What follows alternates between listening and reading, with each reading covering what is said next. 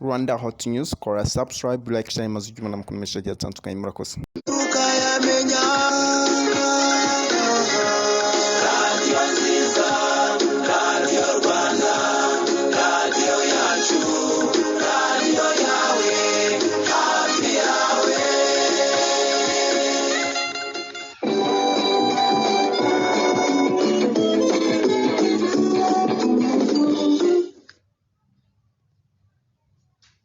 Ikiganiro cya Radio Rwanda.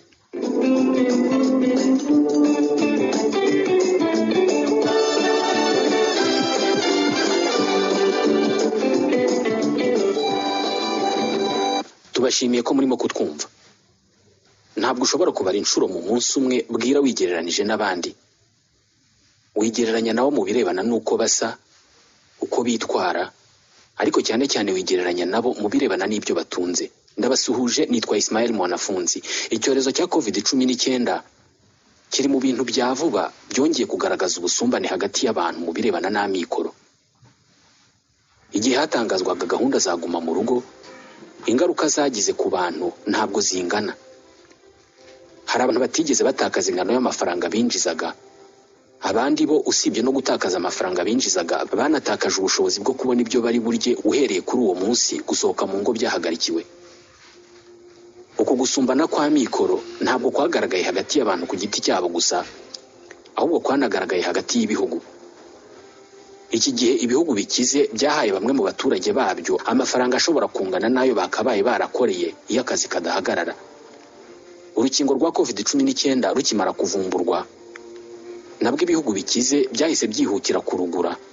None ubu ngubu byakingishanisha rinini ry'abaturage babyo, mu gihe ibikennye bikirutegereje mu nkunga. Mu kiganiro cya none tugiye kuvuga kuri zimwe mu mpamvu nyamukuru zituma ibihugu bimwe bikira ibindi bigakena.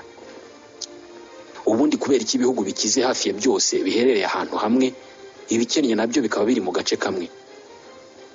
Birashoboka ko igihugu kimwe cyakira icyo bituranye kigakena.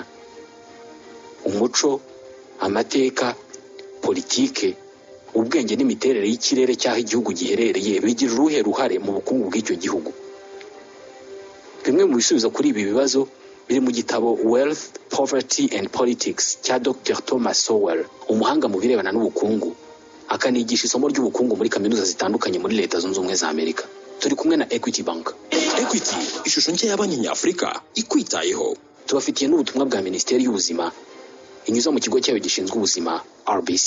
Warunze amoko y'inkingo zose umwana akwiye gufata kugeza agejeje ku myaka 2. Ikaze.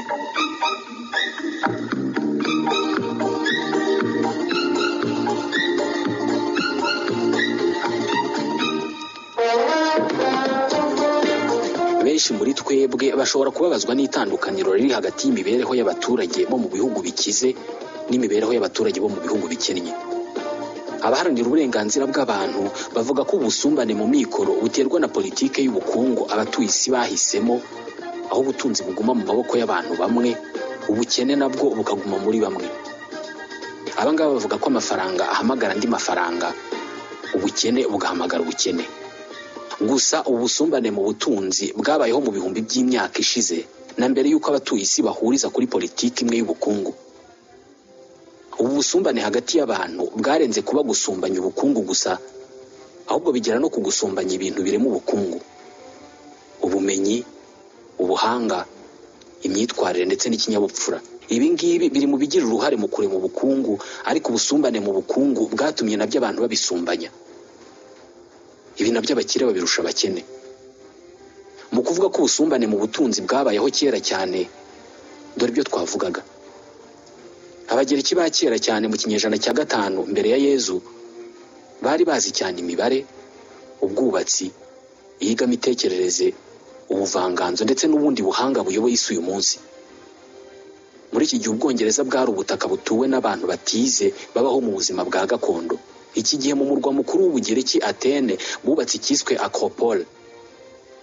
Ni inzu cyangwa se inyubako igizwe n'inkingi nyinshi yahoze ari urusengero rw'Imana Athena.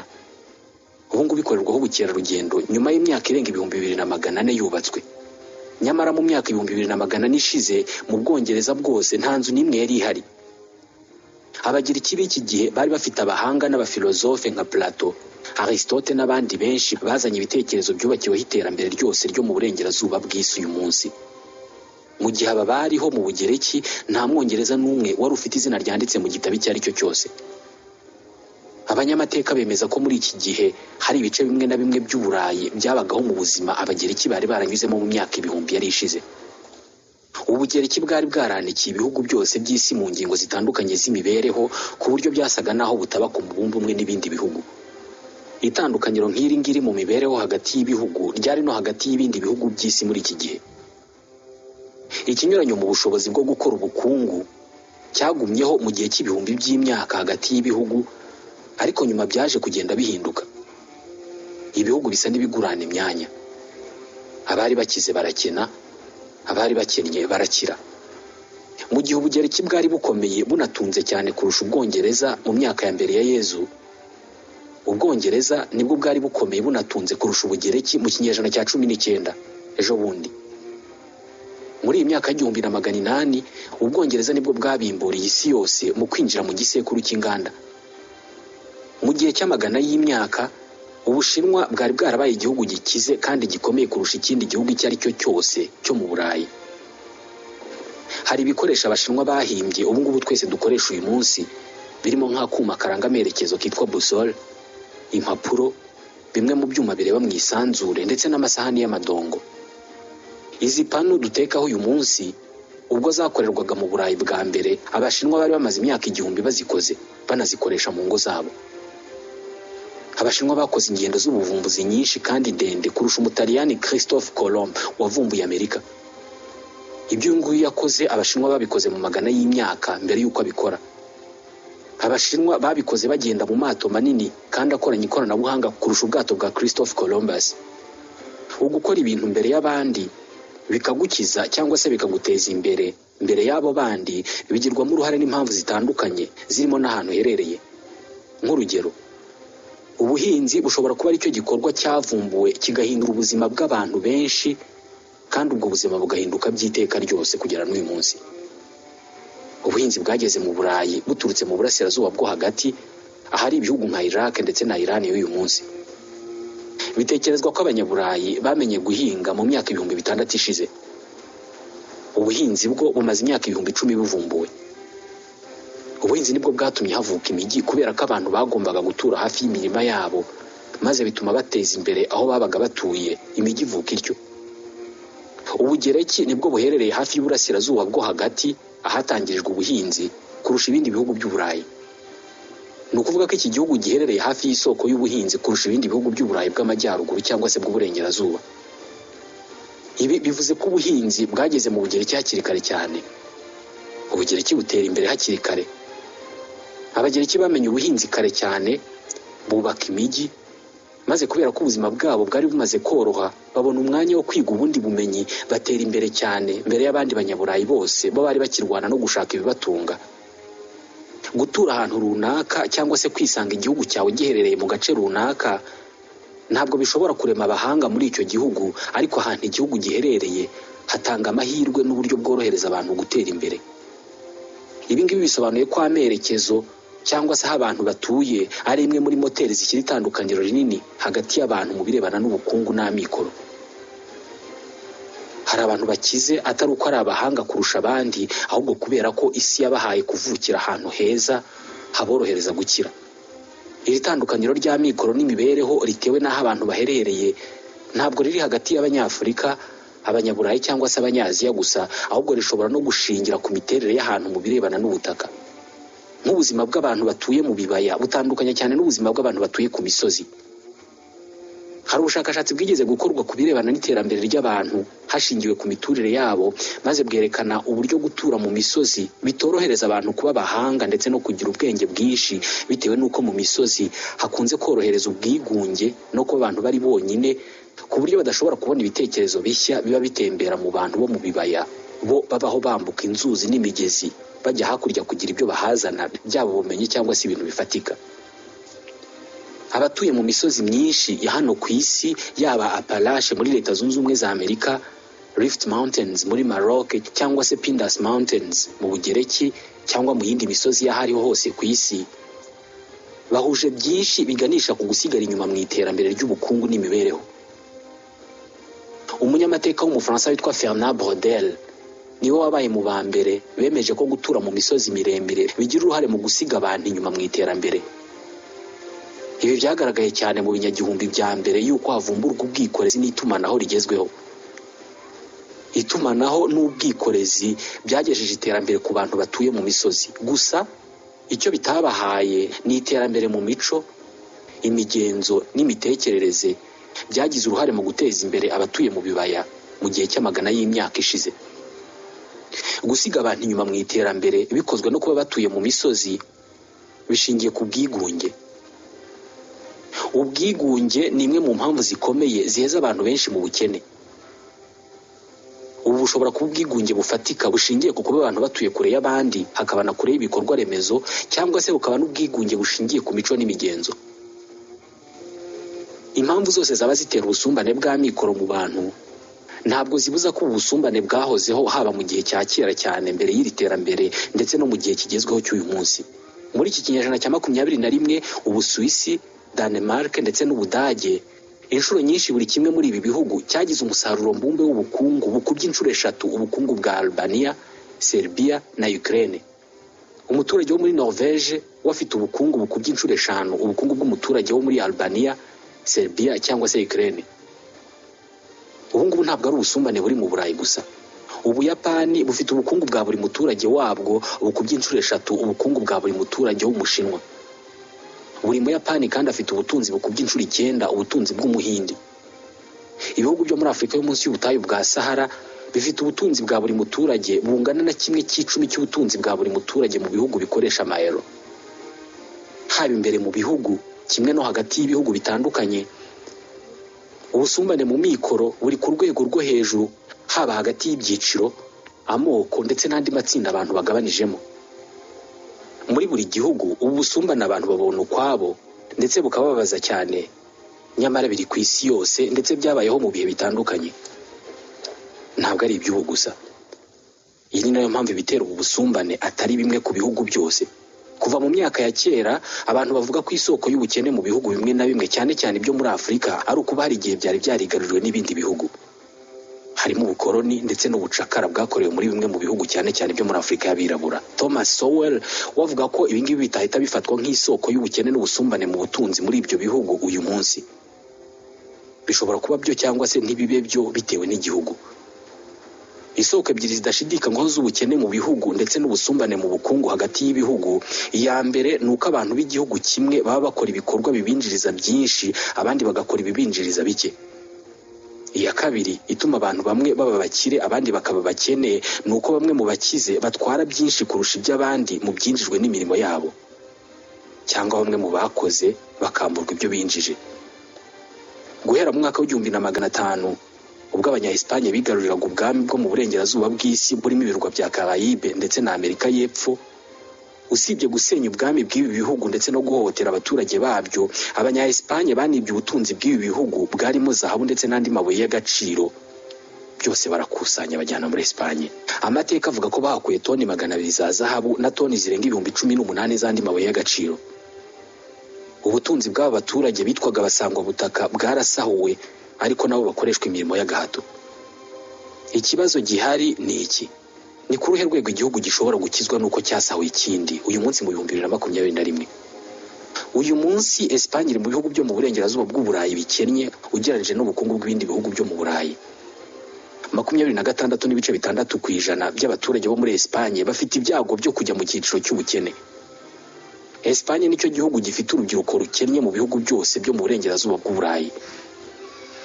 Igihugu kigeze kwigarurira ubwami bw'ibindi bihugu, kigasahura, kigatwara bunyaga abaturage b'ubwo bwami, uyu munsi kirushwa ubukungu n'ibihugu nk'Ubusuwisi ndetse na Norvège bitigeze bigira ubwami byigaruriye. Toni za zahabu zajyanywe muri Espagne zakabaye zarashyizwe mu kubaka ubukungu bw'igihugu, ariko ntabwo ariko byagenze. Iyi zahabu bayikoresheje mu bintu bitunguka nko kuyikoramo imitako ndetse no kuyikoresha mu bindi bintu bitinjiza ku bantu bose, ahubwo byinjiza ubutunzi mu mifuko y'abantu bake. Ibi bivuze ko ubutunzi Espagne yakuye mu burengerazuba bw'isi butigeze bugira uruhare mu kuzamura ubukungu bw'iki gihugu. Mu mwaka w'1900 abanya-Espagne barenga 1/2 ntabwo bari barigeze bagera mu ishuri. Iki gihe abirabura benshi muri Leta Zunze Ubumwe za Amerika bari baragiye mu ishuri, nyamara nta myaka 50 yari ishize babohowe. Hashize ikinyejana kimwe, ubwo ni ukuvuga mu mwaka w'2000, ingano y'amafaranga buri muturage yinjiza buri mwaka muri Espagne yari make cyane ugereranyije nayo buri mwirabura yinjizaga muri Leta Zunze Ubumwe za Amerika. Iyo harebwa ubusumbane mu bukungu hagati y'abaturage mu gihugu kimwe, kenshi abantu batinda ku cyo bita income distribution, cyangwa se uburyo abantu basaranganya ubutunzi, uburyo amafaranga ava ku muntu umwe ajya ku wundi. Ingano y'amafaranga abantu bafite iterwa n'ibikorwa ndetse na serivisi bikorerwa bikanatangirwa muri icyo gihugu. Imibereho y'igihugu icyo ari cyo cyose igengwa n'ibikorwa byakozwe na buri muturage. Bitabaye ibi twese leta yatugira abakire iramutse ikoze inoti nyinshi z'amafaranga, maze buri wese muri twebwe ikagenda imuha miliyoni nyinshi z'amafaranga. Witaye cyane ku byiswe income distribution cyangwa se uburyo dusaranganya ubutunzi, ukareba uburyo abantu dukorana bose tudahembwa amafaranga angana, abantu benshi bashobora gutekereza ko leta yakagize iki bikoraho, maze twese ikatugabanya ubutunzi buri mu gihugu mu buryo bungana, ubundi twese tukagira amikoro atarutana cyane. Gusa abatekereza ibi baba birengagije inzira binyuramo kugira ngo ubukungu bukorwe. Baba birengagije ko ingano y'amafaranga ahari igomba kugendana n'ingano y'ibicuruzwa na serivisi biri mu gihugu. Ibicuruzwa na serivisi biri mu gihugu ni nabyo imibereho y'igihugu ishingiyeho. Uburyo ubutunzi mu bihugu busaranganywa ni ingingo itabura mu biganiro byose birebana n'ubukungu bibaho. Rimwe na rimwe bitekerezwa ko hari ubutunzi buboneka hatarabayeho ingufu zo gukora ibintu byabyaye ubwo butunzi. Ibi nibyo byitwa ubusambo.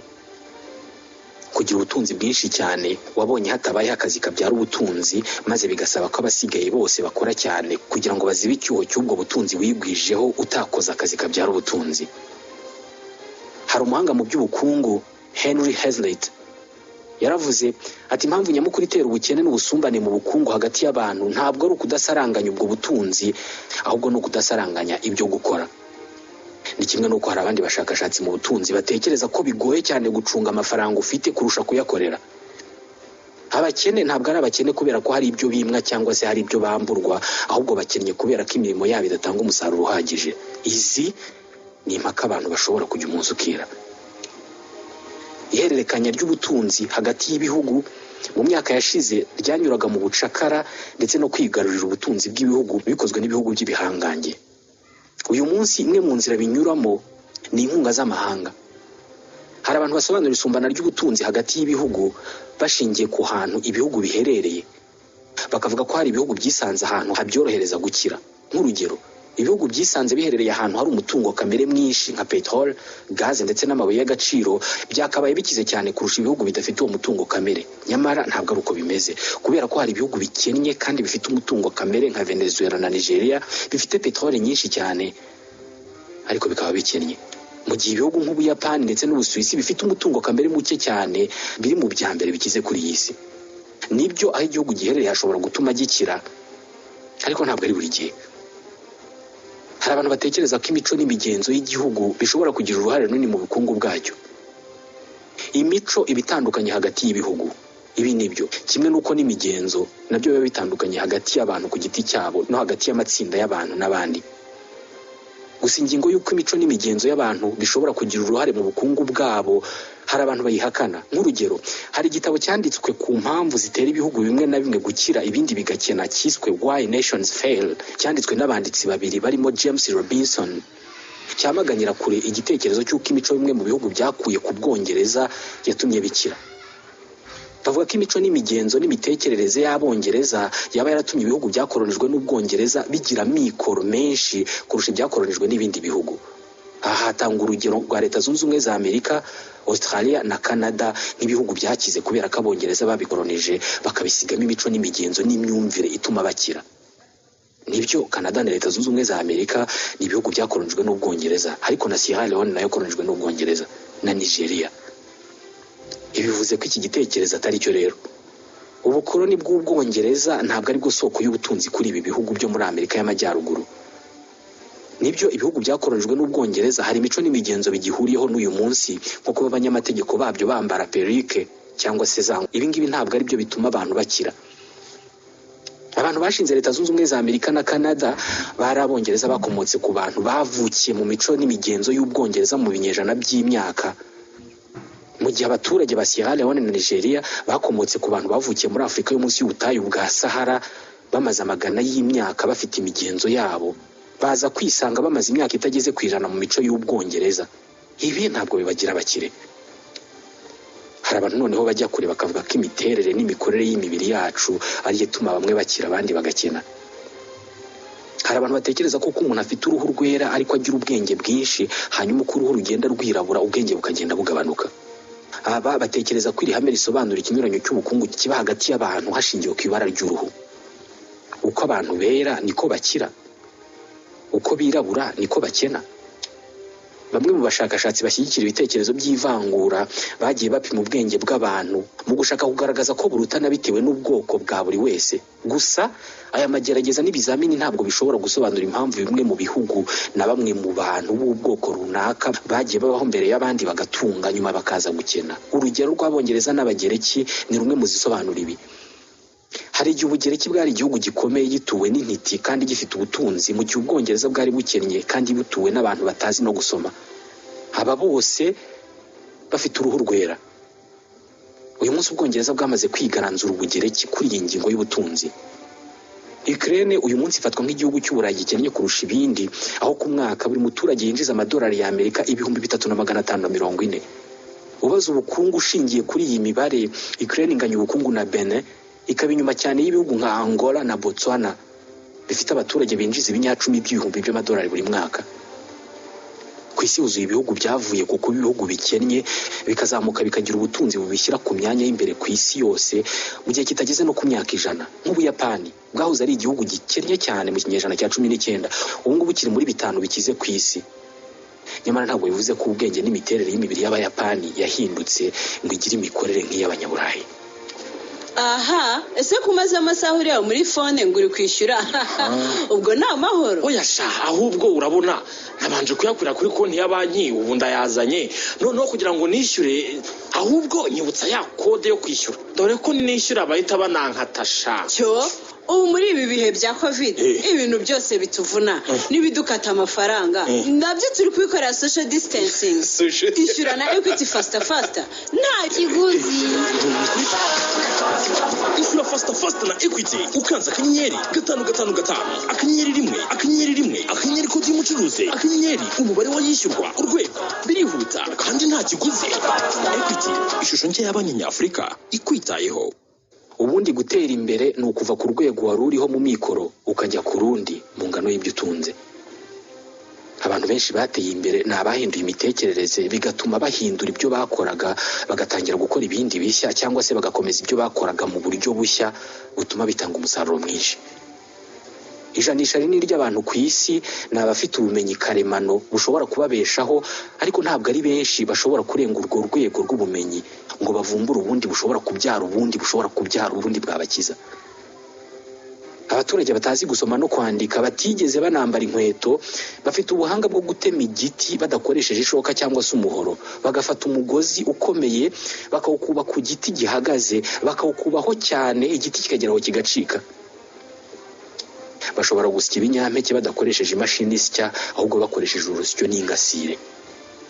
Bashobora kurira inzu bakoresheje urwego bakoze mu biti, cyangwa se gukora igitogotogo cyo kugendaho kikuvana ahantu hamwe kikakugeza ahandi. Byose ni ubumenyi karemano bw'abantu nk'aba ngaba bugamije gukemura ibibazo by'ibanze, ariko kubera iki baguma kuri uru rwego rw'ubuvumbuzi ntibagere ku birenze ibi ngibi?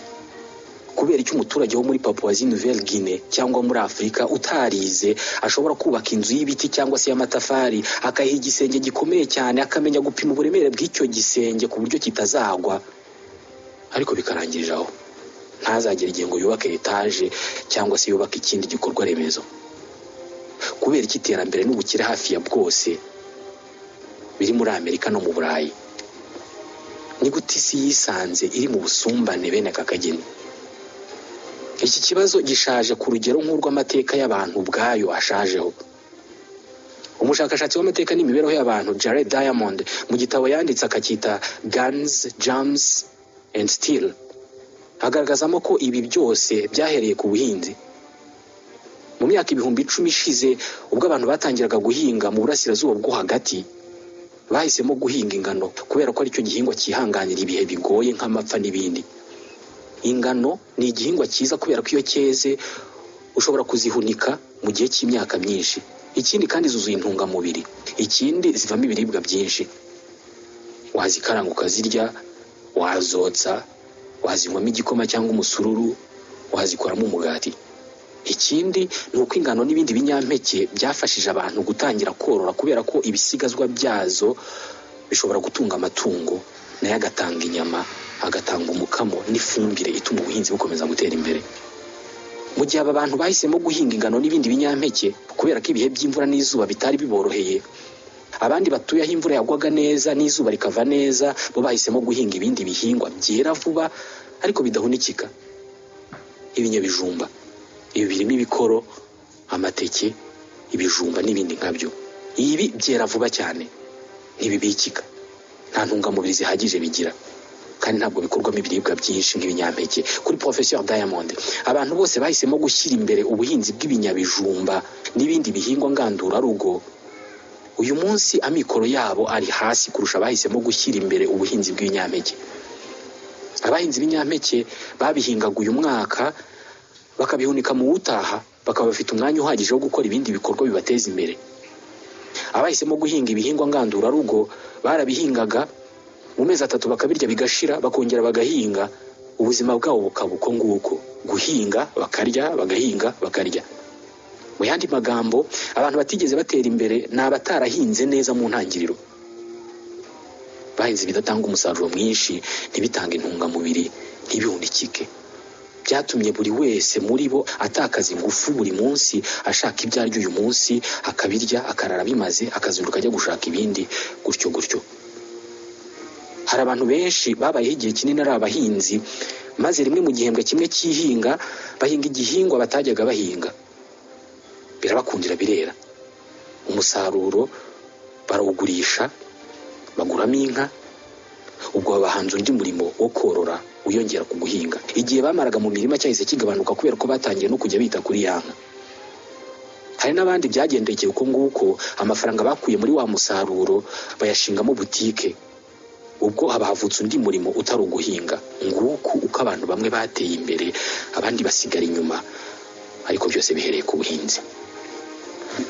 Bitekerezwa ko izi ngize ari zimwe mu mpamvu nyinshi zitera isumbana ry'ubukungu hagati y'abantu ndetse no hagati y'ibihugu. Aha naho dusoje ikiganiro ruziko cyo kuri uyu munsi. Ikiganiro tubashimira kuba mukurikira. Twari kumwe na Equity Bank. Equity, ishusho nshya y'abanki nyafurika ikwitayeho. Reka none tuvuge ku buzima mu gice cya Minisiteri y'Ubuzima inyuza mu kigo cyayo gishinzwe ubuzima RBC. Warunze amoko y'inkingo zose umwana akwiye gufata kugeza agejeje ku myaka 2. Ni nko kurwanya ikibi ukoresheje ikibi, cyangwa se kuzimya umuriro ukoresheje undi muriro. Gukingira umubiri ni ugufata udukoko turi ku gipimo gito ukadutera mu mubiri kugira ngo utwo dukoko tuzarinde uwo mubiri kuzibasirwa na mwene utwo dukoko mu gihe kizaza. Ubudahangarwa bwo mu mubiri wacu busa n'ubufite ubwonko bubika amakuru mu gihe kirekire cyane. Buri gihe iyo umubiri wacu winjiyemo agakoko runaka gatera indwara, ubudahangarwa bwawo wita bukora ku buryo butoza tumwe mu tunyangingo tw'uwo mubiri kuzahangana na mwene ako gakoko nikibeshya kakongera kugaruka. Ni nko gufata itsinda runaka ry'utunyangingo ukaribwira ko rishinzwe kurwanya malaria. Niba warwaye malaria bwa mbere, umubiri ugahita wiga uko uzarwanya malaria ubutaha. Utwo tunyangingo tuguma aho ngaho tukazakanguka ari uko ka gakoko kigeze gutera indwara kagarutse mu mubiri. Kubera iyi mikorere y'umubiri rero, hari amoko y'inkingo bakora mu dukoko dutera indwara. Niba ari nk'urukingo rw'imbasa, bashobora gufata agakoko gatera imbasa bakakambura ubushobozi bwo kwica umubiri, ubundi bakagashyira muri uwo mubiri ku buryo kazaba gashinzwe kurwanya bene wako bazahirahira baza muri uwo mubiri. Izi nkingo bazita vaccin atténué. Gutera umuntu urukingo ni nko kumwinjizamo abasirikari bazahora bari maso ku buryo agakoko bakingiye katazigera kabinjirana. Dore zimwe mu nkingo uyu munsi zihabwa abana mu Rwanda. Umwana ukivuka akingirwa igituntu n'imbasa. Umwana umaze ukwezi n'igice akingirwa impiswi, imbasa, akaniga, agakwega, kokorishi, umwijima wo mu bwoko bwa B, indwara ziterwa n'udukoko two mu bwoko bwa Haemophilus influenza yo mu bwoko bwa B ndetse n'utwo mu bwoko bwa pneumocoque ari two dukunze gutera indwara y'umusonga na mugiga ku bana. Umwana umaze amezi 2 n'igice yongera guhabwa inkingo yabonye ku kwezi kumwe n'igice. Ibi babyita gushimangira inkingo yabonye mbere. Umwana umaze amezi 3 n'igice nanone yongera kubona inkingo yabonye ku mezi 2 n'igice havuyemo urw'impiswi. Umwana umaze amezi 9 abona urukingo rw'iseru na rubeole. Umwana umaze amezi 15 abona urukingo rwo gushimangira rw'iseru na rubeole. Izindi nkingo zishobora kwiyongeraho mu gihe hari indwara yihariye ndetse no mu kigero cy'imyaka itandukanye. Urugero ni nk'urukingo rwa kanseri y'inkondo y'umura cyangwa se zihabwa abagore batwite. Iyo umwana akingiwe izi nkingo tuvuze nibwo abakingiwe inkingo zuzuye. Ubu ni ubutumwa bwa Minisiteri y'Ubuzima inyuza mu kigo cyayo gishinzwe ubuzima RBC. Ni naho dusoje ikiganiro ziko cyo kuri uyu munsi. Nitwa Ismael Mwanafunzi. Subscribe to my YouTube channel Rwanda Hot News. Kora subscribe kugira ngo mukomeze cyatandukanye. Murakoze.